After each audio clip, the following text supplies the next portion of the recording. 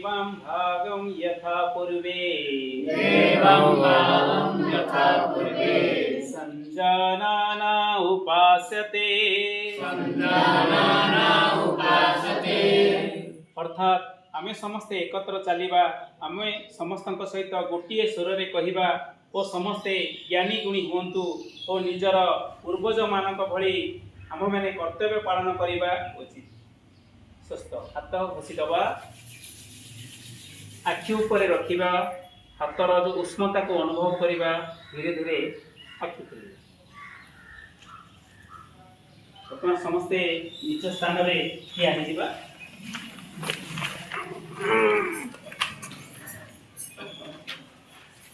किसी सूक्ष्म व्यायाम करवा सामान्य गोड़ ग्याप रखा 2-3 इंच हाथ ग्याप रखा।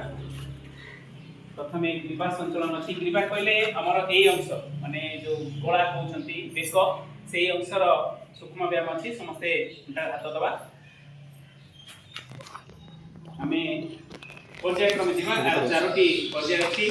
प्रथम आम धीरे धीरे मुंड आग नुएबा चिबुक आम तो थोड़ी छाती में लगे चेष्टा करवा।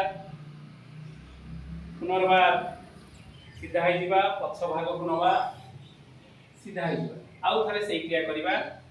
आग को मुंड नुआइबा धीरे धीरे सीधा होइबा पुनर्बार पक्ष को नवा सीधा होइबा। एबे साइड को बेंड करबा दक्षिण पार्श्व माने डाहाण पार्श्व रे राइट साइड पुनी स्ट्रेट रखिबा सीधा।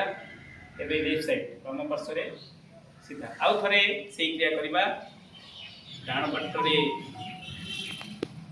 तरे पुनी बाम पार्श्व रे।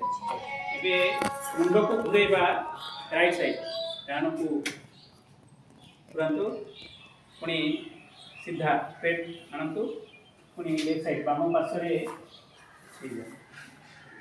सब एबे मुंड को घुरेबा प्रथमे आग को मुंड नुआंतु चिबुक को छाती रे लगे चेष्टा करंतु। एबे बाम पार्श्व दियंतु पछ पटरे घुरांतु गोटे थर हला आउ गोटे थर घुरांतु। एबे एंटी क्लॉकवाइज उल्टा घुरेबा जो प्रकार घुरौथिले एबे उल्टा घुरेबा। ये हमर ग्रीवा संचलन थिला। एबे स्कंद संचलन हाथ खुला रखिबा दुई पार्श्व रे। एबे हाथ धीरे धीरे दुई पार्श्व को नवा पूरा कान रे लगेबा पापुली बाहर को जेबि रहबा ध्यान देबा पापुली बाहर को रहबा एटा ध्यान देबा पूरा सीधा धीरे धीरे फेरिबा।